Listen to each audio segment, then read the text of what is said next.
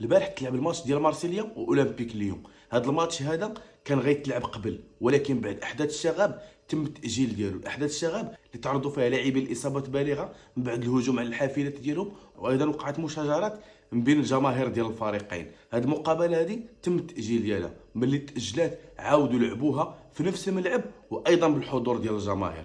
هادشي اللي كيبين لنا الفرق بين بطوله احترافيه وبطوله هاويه. لو كان هادشي وقع في المغرب، اول حاجه غتخرج بها الجامعه المغربيه لكره القدم انها غتقول لك هذه المقابله هذه غتلعب المره الجايه ويكلو، لان الجماهير داروا اعمال الشغب. ديما المسؤوليه كيتحملها الجماهير، ما عمر الجامعه تحمل المسؤوليه ديالها وتقول لك راه فعلا حنا اللي ما درناش، ما قمناش بالدور ديالنا وما درناش واحد الحمايه امنيه لدوك اللاعبين ولدوك الجماهير. بالعكس الجامعه ديالنا ديما كتحمل الجماهير المسؤوليه. الاتحاد الفرنسي شنو دار؟ لعب المقابله في نفس الملعب والحضور ديال الجماهير، ولكن دار واحد الحمايه امنيه زايده عادي. وتلعبات المقابله البارح شفناها انها دازت في ظروف اللي واعره، ولكن كانت هناك حمايه امنيه. الفرق بين عقليه احترافيه وعقليه هويه. العقليه الهويه ديالنا اول حاجه كديرها تحمل المسؤوليه للطرف الاخر، ثاني حاجه تمشي للحل السهل وهو الويكلو، على زين هذه البطوله هذه اللي ما فيها لا اداء، ما فيها لا مستوى، ما فيها لا نقل تلفزيوني، ما فيها لا معلقين.